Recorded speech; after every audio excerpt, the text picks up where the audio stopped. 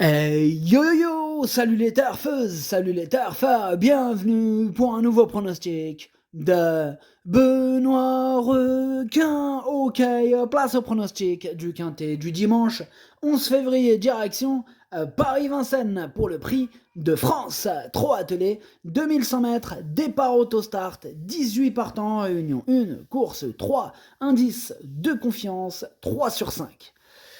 Petit retour sur le quintet du samedi 10 février, c'est le 8, l'un de mes regrets qui joue les troubles fêtes. Bon, en revanche, pour les VIP, ce samedi, on a quand même un quintet des ordres qui est passé. Ok, c'est parti pour le pronostic, pour ce joli prix de France, ce petit prix d'Amérique, comme on dit.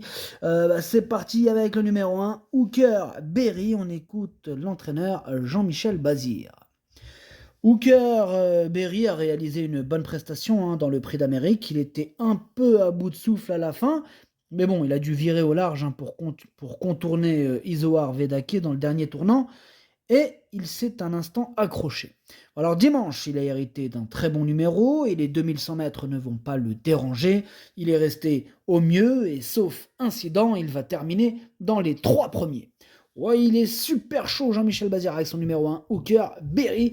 Moi, je l'ai gardé, évidemment. Il a toutes ses chances dans ce quintet, mais je l'ai mis 6ème. On passe au numéro 2, Hail Mary. On n'aura pas les commentaires de l'entraîneur, c'est Daniel Reden qui est parti pêcher tout seul. Amuse-toi bien. Alors, ce numéro 2, lui, en revanche, je ne l'ai pas retenu. Par contre, il est en plein milieu de ma petite liste des possibles troubles fêtes. On enchaîne avec le numéro 3, Aetos Chronos, et on écoute Jerry Riordan. Aetos Chronos est arrivé trop court en conditions physiques pour le Prix d'Amérique. De plus, le parcours a été horrible. C'est malheureux de dire cela, mais cette course lui aura servi de préparation pour ce Prix de France. Il est davantage à son affaire sur les 2100 mètres. On a un bon numéro en dedans. S'il peut patienter sans faire d'efforts, il n'est pas hors d'affaire. Ensuite, il rentre en Suède. Bon, clairement, moi, ce numéro 3, je ne l'ai pas retenu. On passe au numéro 4, Vivid à chaque fois j'ai du mal avec ce Vivid With Us. Vivid With Us, et on écoute Mathieu Abrivard. Vivid With Us s'est bien comporté dans le Prix d'Amérique et a fini son parcours avec un peu de ressources. Il arrive au top pour ce Prix de France. Il avait pris le premier accessite l'an dernier sans avoir eu une aussi bonne préparation. Avec ce bon numéro, il ne devrait pas se retrouver bloqué. Je ne lui vois pas de point négatif. Battre Idaho de Tillard ne sera pas facile, mais sa place est sur le podium. Voilà, ils se voient tous sur le podium, ils sont tous super chauds, les entraîneurs aujourd'hui. Bref, ce numéro 4, déjà, il commence très très bien avec cet excellent numéro. Je l'ai gardé, mais plutôt en fin de combinaison.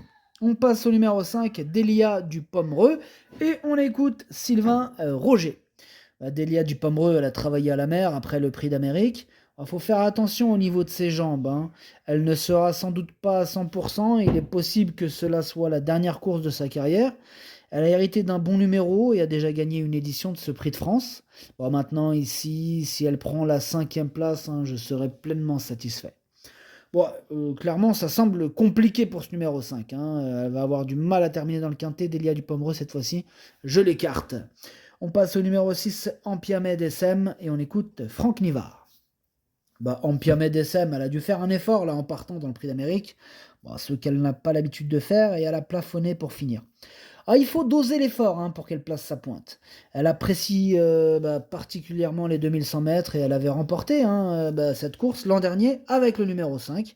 Cette fois, elle a hérité du 6, ce qui ne change rien. Je vous conseille de la reprendre en confiance. Ouais, merci pour le conseil. Francky, en tout cas, ce numéro 6 me plaît beaucoup de toute manière. Je l'ai gardé très haut, je l'ai mis 3ème. On enchaîne avec le numéro 7, Idaho de Tillard, notre champion. On écoute Thierry Duval d'Estaing. Idaho de Tillard vient de remporter le Prix d'Amérique, et il retrouve ici les 2100 mètres. Il est toute distance, mais il apprécie particulièrement ce parcours. On l'a laissé tranquille la semaine dernière avant de travailler légèrement depuis. Tout se présente bien. Il paraît avoir très bien récupéré de sa course.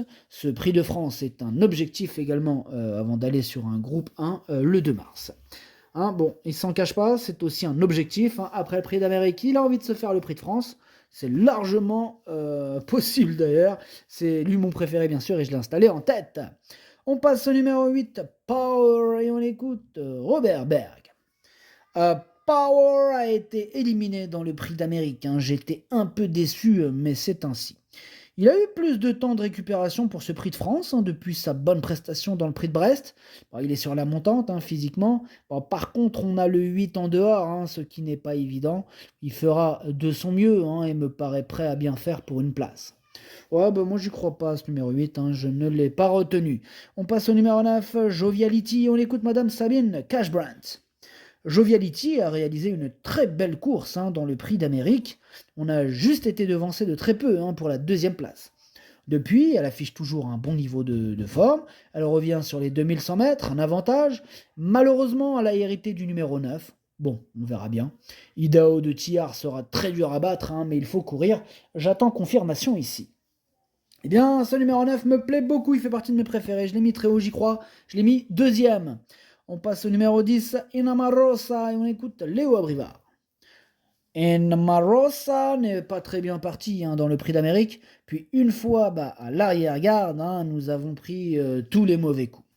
Elle n'a pas démérité pour autant, elle est restée au top, hein, et son numéro en seconde ligne derrière Hookerberry reste correct, si celui-ci arrive à garder une bonne place en partant. Bon, maintenant, à l'issue d'un déroulement de course limpide, elle devrait s'immiscer dans le quintet. Ah, c'est un regret pour moi ce numéro 10, hein. C'est mon deuxième cheval de complément en cas de non partant, donc attention tout de même. On passe au numéro 11, Orsi Dream, et on écoute Pierre Belloche. Orsi Dream a connu des problèmes de santé, hein, qui l'ont diminué cet hiver. Il avait constamment la trachée sale. Il a dû être soigné et faire l'impasse sur une partie du meeting, mais tout est rentré dans l'ordre, hein. Là, il me paraît revenu à un très bon niveau à l'entraînement. Bon, c'est toujours difficile de connaître son degré de forme exact, mais je le crois capable, hein, de bien faire, hein, dès ce dimanche. Aïe aïe aïe, dès ce dimanche, il fait peur Pierre Belloche avec ses propos. En tout cas, ce numéro 11, je ne l'ai pas retenu, mais c'est lui le chef et le capitaine, hein, de ma petite liste des possibles casseurs de tickets repérés, attention. On enchaîne avec le numéro 12, Money Viking, et on écoute Björn Goop.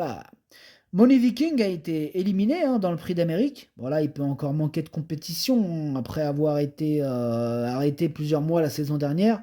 Bon, ce prix de France, il est très bien composé, et puis nous allons courir pour une petite place. Ouais, pour une petite place, ouais. Bon, moi, ce numéro 12, en tout cas, je ne l'ai pas retenu. On passe au numéro 13, Italiano Verro, et on écoute Mathieu Mautier. Italiano Verro m'a laissé une très bonne impression dans le prix d'Amérique. Nous avons bénéficié d'un déroulement de course favorable, et il a bien fini. J'ai pris beaucoup de plaisir à le driver. Il confirmait sa bonne troisième place de l'an dernier. Dimanche, le scénario change, hein, puisqu'il doit s'élancer en seconde ligne. Il faudra donc un peu de chance, hein, mais il est en mesure de confirmer. Ah, Italiano Vero, moi je l'aime bien, cet Italiano Vero, que je vais garder d'ailleurs, mais en toute fin de combinaison.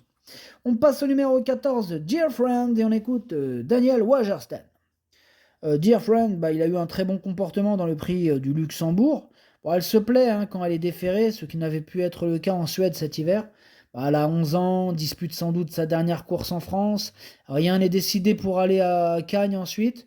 Bon, elle doit affronter les meilleurs et cela s'annonce compliqué. Une 5e place serait très bien. Ouais, ça serait même le rêve, hein, vu comment c'est bien composé devant. Voilà, moi ce numéro 14, lui, je ne l'ai pas retenu. On passe au numéro 15, Émeraude de Baie, et on écoute Benjamin Grotz.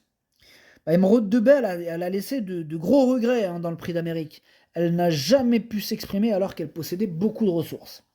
Elle est dans la forme de sa vie, elle s'élance derrière en Piamed SM, l'une des premières chances de la course. Robin Bouvier sera l'homme de la situation. Elle excelle sur les parcours de vitesse, même s'il y a des clients, elle ne doit pas être négligée. Ah c'est lui mon gros regret, ce numéro 15, hein. C'est lui mon cheval de complément en cas de non partant, donc attention, possible cassage en vue. On passe au numéro 16, Missile Isle, et on n'aura pas les commentaires de l'entraîneur, toujours le même, Daniel Reden, qui est parti pêcher tout seul. Amuse-toi bien. Ce numéro 16, lui, je ne l'ai pas retenu, mais il est à l'arrière de ma petite liste des possibles troubles faits. On passe au numéro 17, Hokkaido Giel, et on écoute Jean-Luc Dersoir. Hokkaido Giel nous a évidemment fait énormément plaisir, hein, en terminant deuxième du prix d'Amérique. C'est vrai qu'il n'avait pas convaincu lors de ses dernières tentatives, mais il a prouvé qu'en étant au mieux, il pouvait rivaliser avec les meilleurs. Voilà. Il avait gagné le René Bagnères sur ce parcours en juin dernier. Voilà, avec un tel numéro, il faudra composer, mais il est en mesure de confirmer. Plutôt confiant, Jean-Luc, hein, même si le numéro 17 lui pose problème. Voilà. Moi, je l'ai gardé malgré ce 17, bien sûr.